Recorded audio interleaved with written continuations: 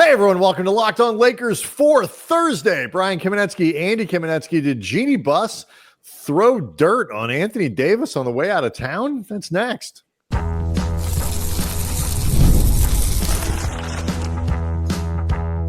You are Locked On Lakers, your daily Los Angeles Lakers podcast, part of the Locked On Podcast Network, your team every day.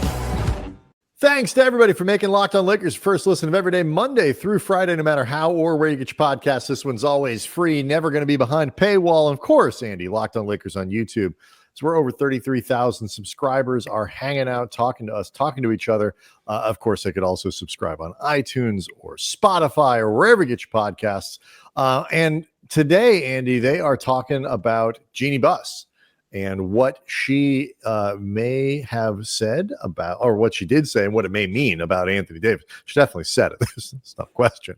But what it may mean about Anthony Davis, we'll talk about that momentarily. We will also dig into Jaxson Hayes, who Andy has been saying for a few shows now needs to be reassessed. And so we'll get to that. Plus, you guys have had some questions about the futures of Jordan Goodwin and Trey Jemison.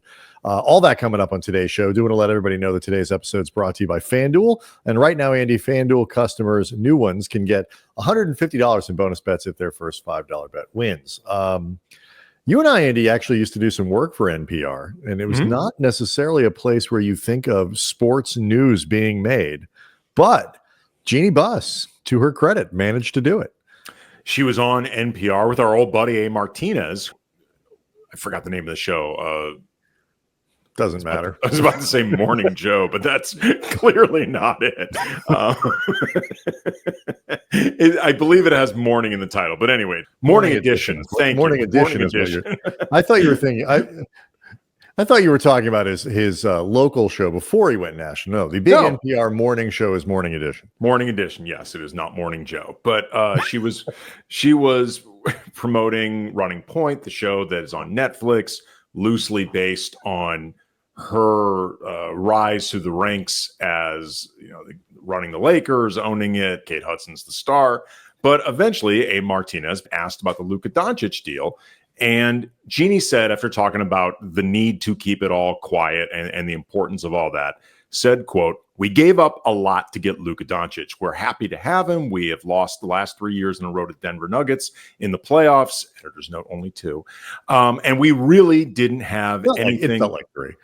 We really didn't have anything that was going to look different in the playoffs. Again, Anthony Davis was complaining about where he was being played, and he wasn't happy. So I think this was a positive for both teams. They got what they were looking for. We got what we were looking for. And I didn't realize it was going to be international news like it was, but that's the power of the Laker brand and its ability to draw names who want to draw big names who want to write their own chapter in Lakers history. Obviously, the part about Anthony Davis, as she put it, complaining about where he was being played, the reference to wanting to be more at the 4 spot, regularly reminding, including a few days before the trade in an interview with Shams Charania of ESPN, that he thinks he is best suited to be a 4, that he wants another center on the team. It raises the question of the timing. It also raises the question of how much, if at all, did Anthony Davis, to use Jeannie's own words, essentially complain his way out of LA? I think there are 2 parts of this that need to be discussed. There is what Jeanie is certainly implying is that AD wasn't happy, and when she says he wasn't happy, that could mean he wasn't happy in the sense that he wanted another center and he just wished there was more support, but wasn't broadly unhappy with being in Los Angeles, being a member of the Lakers. All that, there's a lot of wiggle room between like, I'm not happy about this specific thing, and I'm not happy, get me out of here. There's no indication, to me at least, that the latter was the case, that Anthony Davis wanted to leave the Lakers. He was also, quote unquote, complaining about something that, yes, it's a yearly event. Anthony Davis reminds everybody that he prefers the 4 over the 5 and all that stuff. The need for another big was not just being put out there by AD. It was being put out there by everyone. And so I think, you had a little bit of a different perspective on what kind of center they should go get.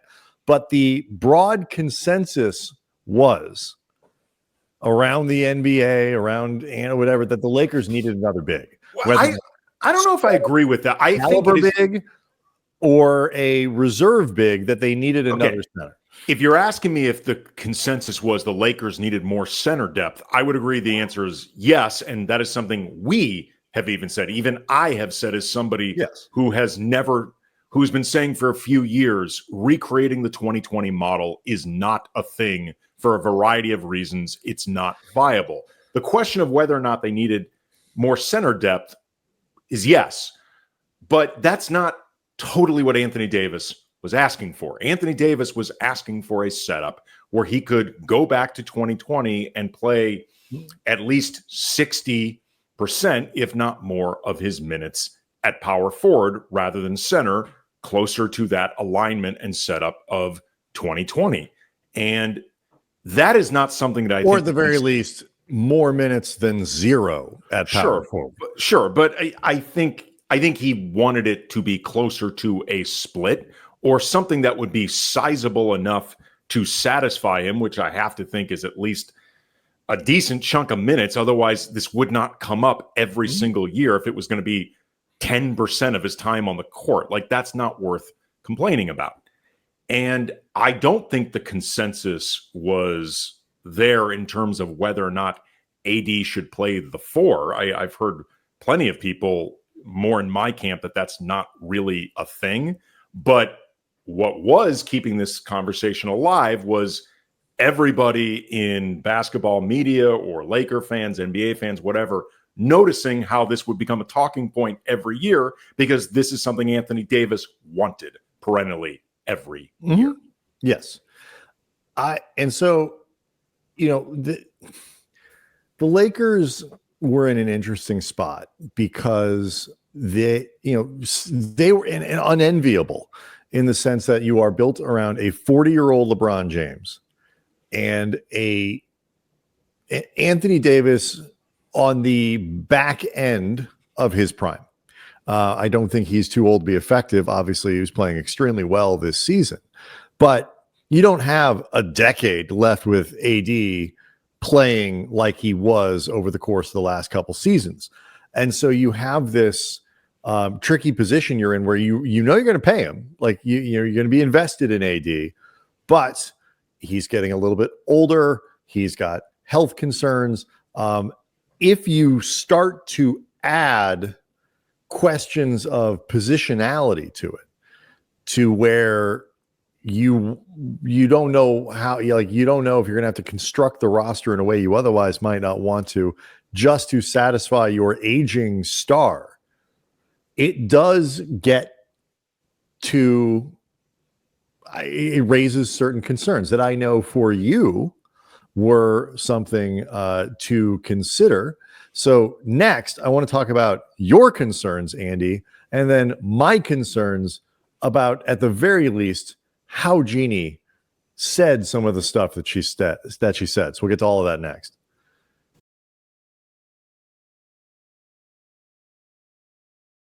This episode is brought to you by BetterHelp. Who is in your support system? We all need people to lean on, whether friends, family, mentors, professionals.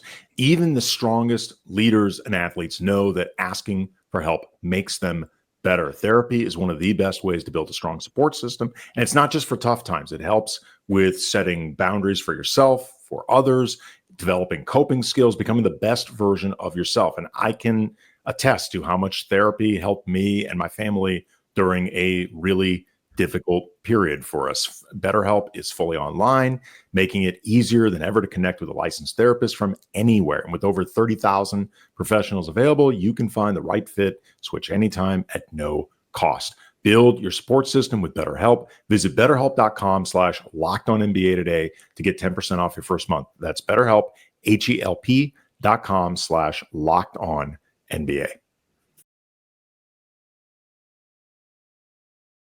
Quick reminder to folks, thank you everyone who has signed up recently for the Locked On Lakers newsletter. We've got a really nice boost in our daily subscribers, so we really appreciate that. Try to give you guys good content every single day. You go to lockedondaily.com and then click on Locked On Lakers, pop in your email address, and that's the end of it. You get this show and a bunch of really good analysis delivered to you every day. We try to bring you something that is not necessarily just a straight synopsis of this podcast, but something to think about, kind of Lakers related big picture stuff to just kind of deepen your Lakers and Locked On Lakers experience. Andy, you to your credit have raised a couple flags at the very least on the aging with Anthony Davis process that seems to be reflected in what Jeanie was talking about when she went on NPR. Yeah, and so it's clear. I think the idea of Anthony Davis, quote unquote, complaining his way out of town would be an overstatement to frame this, just because had Luka not been available for the Lakers, I have serious doubts that the Lakers would have been even looking to move Anthony Davis.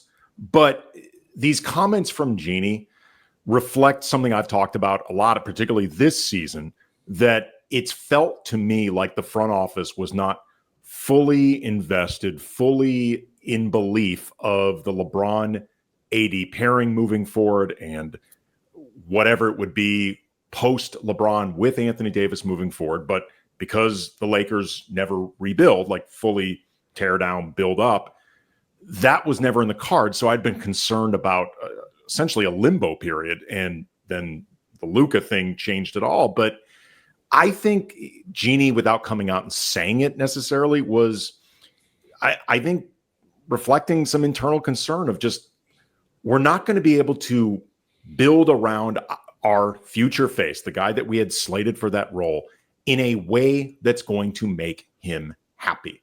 Like, it's not just about AD's talent. Like, ironically, these concerns were raised during a period where Anthony Davis was playing some of the best basketball of his career, much less as a Laker. Which is in part, I think, why he felt comfortable making those. And, Sure. and a lot of people reacted very positively, even if it was like, kind of eye rolling. We're doing this again. Like, okay, we know you want for the idea that AD, we've always said, take control, be assertive, be an alpha, all that kind of stuff, sits down with Shams and like, help me. Like, this is what I'm the star of this team. I'm best. Everybody says I'm the best player on this team. These are things that we need to get better. And Sure. so he did receive some praise for that. Sure. I mean, but as you said, I've been pretty consistent on this. Like, Anthony Davis is one of the best centers in the league, which makes devoting the type of resource that I think Anthony Davis wanted towards another center difficult to justify when A, he's already on the team, and B, LeBron, who is one of the best power forwards in the league and in a lot of ways operates, particularly defensively, more like a big than a wing. Like, for all the switching is happening now, he often serves as a low man. And like in Dallas, they can, whether you think it's the best use of Anthony Davis or not, I personally don't think it is, they can justify reconfiguring everything around Anthony Davis's wants, when he's healthy again, because he's better than Derek Lively, he's better than Daniel Gafford, he's better than any power forward option on the Mavericks. So again, whether it's the best idea or not, time will tell. You can at least rationalize doing that. I don't think the Lakers could.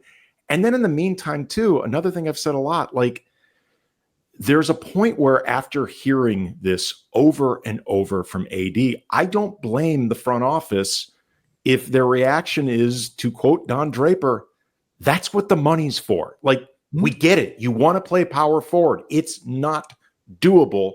Asked, answered, with all sincere respect and appreciation, shut the F up. Like, what do you want us to do about this? Do you really want us to make decisions for the roster that we don't think are in our best interest, your best interest, that don't really work within the cap, like with the way resources would be allocated? Like, what do you want us to do? So in that sense, I do think AD played a role in chipping away at the Lakers' confidence in his viability moving forward, even if they never, I think, doubted his talent. And I do think they sincerely appreciated AD. I think there's probably a lot of overlap in the angst about AD and these sort of constant requests, AD and the question of how he's going to age, and like you don't want a Joel Embiid problem. And AD is far healthier than I realize AD is currently hurt, but like, I think in part because he rushed back to try to get on the floor with the Mavs, but he's certainly got, over the last few seasons, a much cleaner bill of health than Joel Embiid, who may never be able to play. He's a better player than Joel Embiid. Season. Period. He's better than him now. And so I think there's just it kind of puts into a lot of things in like that one bucket. There's a lot of angst around AD in total. Like, they were in a box. Like, how are we going to compete and do this and maximize LeBron and AD, who are still really good, but not good enough without a certain amount of, like, they were in not as easy to build around together anymore. No. And especially with their relative ages and the assets they have. And so I think there was just a generalized angst. This did not necessarily help, but I'll say this. The Lakers are normally really good at not seeming like they're bad-mouthing guys as they've left town. AD did nothing to, he didn't ask to go. He wasn't doing anything but trying to win a title for the Lakers. He was a fantastic, member of the team, great member of the community. You didn't hear anything about work ethic. You didn't hear anything about pouting. You didn't, like, AD was as good of a, culture guys like as you want, like all that stuff. And so I don't know if she meant it this way, but when she talks about he, got what he wanted. Okay, well, he got what he wanted in the sense that he's going to be the center now, but power forward. I mean, sorry, thank you. But did he get what he, like, that also implies that like he got what he wanted, like he wanted to be somewhere else. And I'll tell you the part that really bugged me. The power was when she goes on and she says the power of the Laker brand and its ability to draw big names who want to write their own chapter in Lakers history. Yes. Anthony Davis has been perfectly happy he literally forced his way here to be one of those guys who could write his own chapter in Lakers history. Has it been a perfect thing? No, but he did win a title, and he's been, he's a first ballot Hall of Famer who will have his jersey retired. Nuked his way out of New Orleans to be here. Right. I mean, that's a guy who really wanted to write his future and who write his own chapter. Conversely, Luka showed no interest in writing his own chapter in Lakers history. He's going to. And I have a lot of optimism that it's going to be an awesome chapter or chapters and all of that stuff. But like, it's an incredibly disingenuous framing. And it comes on the heels of this conversation we had, I think it was last week, about Luka's introduction to this concept of Lakers exceptionalism. And this is the bad part. Like, you and I had talked about this, like this hubris and this arrogance about like, of course everybody wants to be a Laker. It's not for everybody.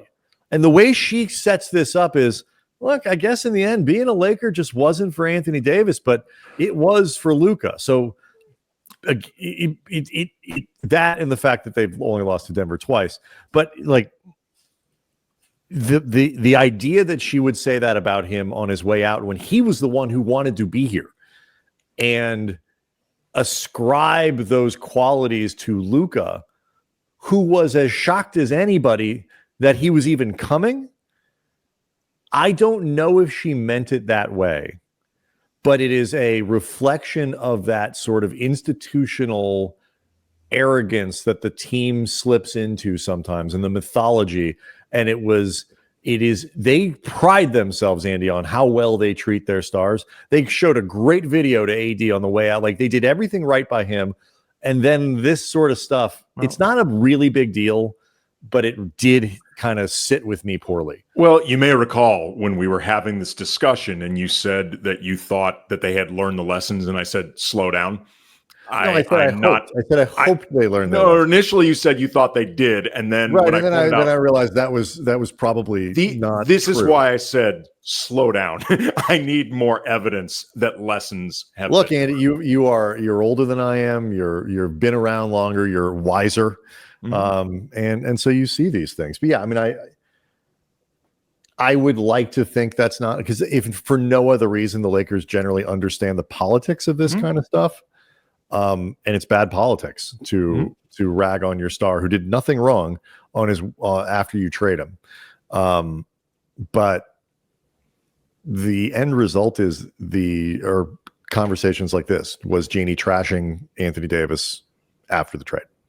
Andy, one guy who I know you don't think should be trashed. How's that for a seg? Locked on Lakers is brought to you by FanDuel. When the game tips off, the NBA action is just getting started. There's no better place to get in on it than FanDuel, America's #1 sportsbook.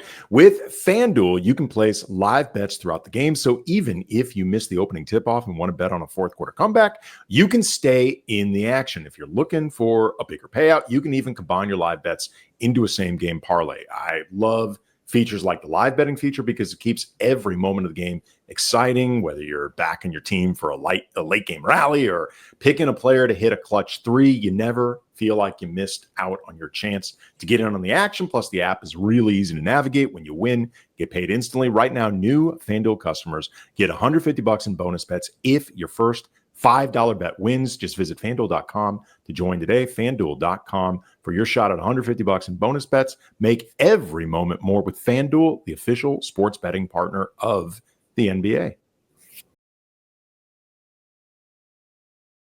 Mentioned earlier, Andy, that we always, every single day, you and I are going into the comments section on the YouTube page. We are reading, we are responding as much as possible. And one of the most common questions that we've been getting are about Trey Jemison, Trey Jemison and Jordan Goodwin, and whether or not, because they are currently not playoff eligible as they are two-way players, whether or not the Lakers will convert them, can convert both of them, can get them basically able to play for the Lakers in the playoffs. The short answer is yes, both of them. The Lakers do have enough room before they reach the second apron to convert both of those contracts, release two guys, probably Alex Len and Cam Reddish, and then both Goodwin and Jemison would be playoff eligible, but they have zero incentive to do it quickly. It actually saves them money against the luxury tax to continue to let these guys be on two ways until their eligibility has expired. So it's also a little bit of injury. Long and short of it, Andy, no reason to worry. The Lakers can do whatever they want with those guys. Right, absolutely. So I would be stunned if they are not both converted by the end of the season, particularly Jordan Goodwin. Yep. So nothing to worry about. I would, if this has been something you're freaking out about or thinking they're not going to be playoff eligible or whatever, don't worry about it. Speaking of guys, though, who will be in the playoffs, Jaxson Hayes. And last night he had 19 and 10 against the Pelicans, 8 of 8 from the field. I was looking over some of his splits. I may have misread it, but I think he's shooting 100% in March. Extremely small sample size, but dude has been really good around the rim. And well, yeah, I mean, dunks and layups, man. I tweeted out during the Pelicans game, and it got a lot of engagement from it. I'm not saying Jaxson Hayes is the first choice starting center for a team with title aspirations, but by now it needs to be acknowledged more often that he's been holding down the position reasonably well. There's space between all NBA caliber and killing the team. And some of the response I got or pushback was, some version of Luka Dončić makes all rim running bigs look incredible. Like it's basically the byproduct of Luka. And obviously Jaxson Hayes will benefit more from Luka in the same way even LeBron is benefiting more from Luka. Like that's self-evident. But you got to remember, Jaxson Hayes has only played, I think 8 or 9 games with Luka. And there's been a long stretch of Jaxson Hayes playing pretty well, including the 5 games between Anthony Davis's injury and Luka's debut. During that period, 25 minutes per game, averaging 8.7 rebounds, 2 assists, a steal, nearly 2 blocks, 77% from the field, plus 11 for plus minus, a net rating of 19.5. And what's interesting is in the numbers since Luka, they're still good, but a couple of them are actually worse. 22 minutes, 8.5 points a game, 5 rebounds and a block, plus 6.2, and an 11 net rating. And then if you stretch it back to, say, January 15th and now, where you get some period where AD, but this is right around when the Lakers first began really clicking as a group. Jaxson Hayes, 20 minutes per game, 6 points, 5 rebounds and a block, plus 3.9 plus minus, a net rating of 9. And then if you include all of January through now, so 2 months and change, Jaxson Hayes, 18 minutes a game, 6 points, 4 rebounds and a block, plus 3.6, net rating of 7.6. And obviously there's context to all of these numbers, but one thing that jumps out is they're pretty consistent. And I think they match an eye test where for 2025, Jaxson Hayes has been somewhere between solid and actually playing really well. And I think we've reached a point where in talking about Hayes, he doesn't raise the ceiling, obviously, in a way that you would hope for your starting center or starting anybody on a team with title aspirations. But between Luka and LeBron, and I think Reeves and Rui and like the Banshees defensively, as JJ calls them, like in their own right, those guys all raise the ceiling. What matters most with Jaxson Hayes is what he does with the floor. And at worst, what we've seen is he keeps the floor level. I would argue he's actually raising the floor over the last couple months. I think so. I mean, it depends on, you can argue about sort of the definitions of all of these things, but I do think what's clear is a couple things I think are clear. First, it has helped him to know that he has a defined role. For a little while, it was like, okay, whether it's by default, for lack of better options, whatever it might be, I am the backup center. And I'm going to play 10 to 15 minutes a night, barring weird matchups, whatever. I'm going to go out there and I'm going to do, what it is I'm asked to do. And there you go. When Anthony Davis got hurt, the role became even more clear. I'm the starting center again, whether because there aren't any other options, because I'm playing the bat. All of those things are true. But I know I'm going to get 20 to 25 minutes, and I'm going to be asked to do X, Y, and Z. And I'm going to go out and I'm going to do it the best I can. And now that AD has been traded, it's even more, defined, because Christian Coloco is clearly not as effective, and Alex Len is clearly not as effective, and Trey Jemison is not as effective. And Hayes is really like purpose built for what they need out of a center offensively right now. They don't need a guy who's going to pound the ball in the post and do a bunch of moves and stuff like that. They need a vertical threat who can set a good screen, will roll aggressively to the basket, and can dunk. He can do that stuff. They need a guy who can move defensively, which he has, a very good athlete, moves very well, and can provide at least some attempt for rim protection here and there, which he does. It's not a classic rim protector, but he, puts up some resistance there. And I think most importantly, the Lakers as a coaching staff, Andy, I think have done a really good job of defining roles and putting guys who are at the level of Jaxson Hayes in situations where they can thrive. He's not asked to play 37 minutes a game. He's asked, even without a real viable backup center, although they're starting to give a little more minutes to Jemison now. But even without a really viable backup center, they're not pushing him to 35 minutes a night out of need, because that you start to get a diminishing return. They're keeping him in his lane. They're keeping his work very specific, and he's thriving in it. And I think that is 100% true. how much I don't, and I'll say this too. What I really like about the Hayes role is that it doesn't necessarily need to change much in the playoffs. I think they might play him less in the playoffs. It's certainly possible that in certain center matchups he might play less, but they don't need to drop him to like 15 a night. Like he can still kind of do 20 to 25 minutes. Go out there and do your stuff. He's still going to be a vertical threat. He's still going to be, because the Lakers now are fundamentally built on the ball movement and shot creation of Dončić, LeBron, and Reeves.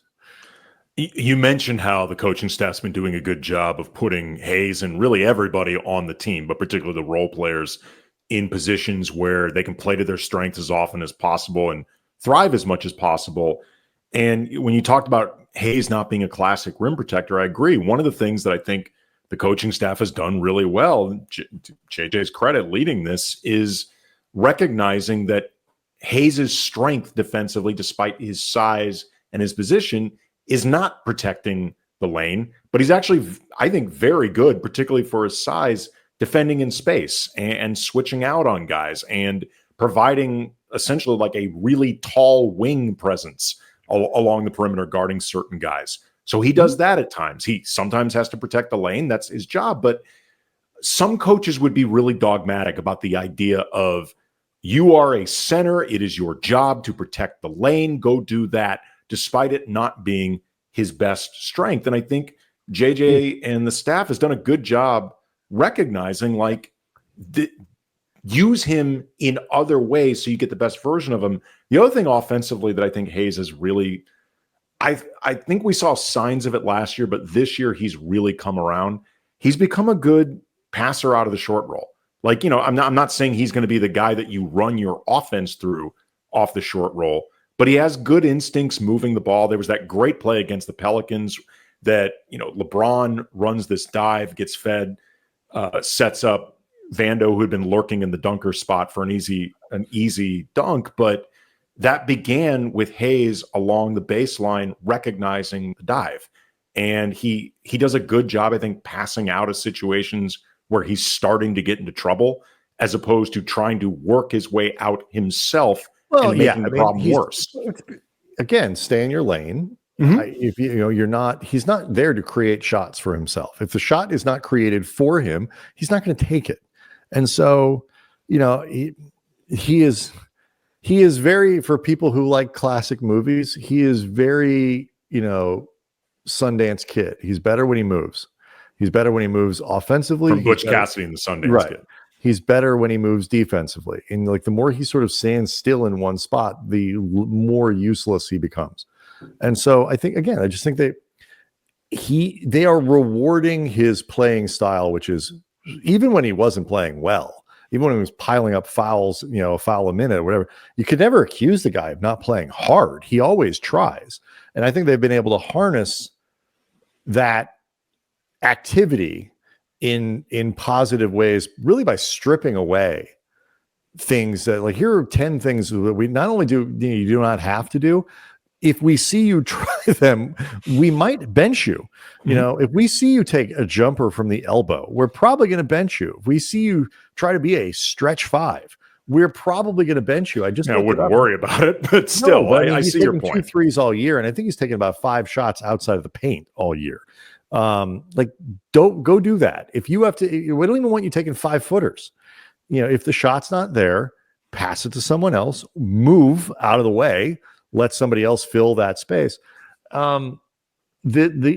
has, at the least, and I'm happy for him, because I've been a Jaxson Hayes skeptic in terms of his ability to play a 25-minute role. You know, it contextually is much different now, but whatever the context is, he's doing a good job, and I'm happy for him, because it's, you know, you never want to see guys that young, you know, potentially fall out of the league. And I think at the very least, he's given himself a future with this franchise. Lakers playing the Knicks tonight, of course, Andy, at the Crypt.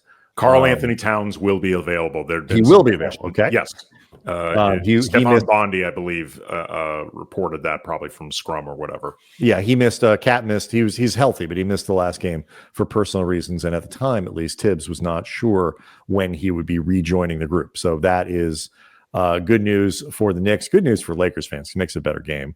And of course, we'll be back afterwards to break it all down. Locked On Lakers on YouTube is where we go hang out with over 33,000 subscribers. Sign up for the newsletter, subscribe to the show. We'll see everyone after the game.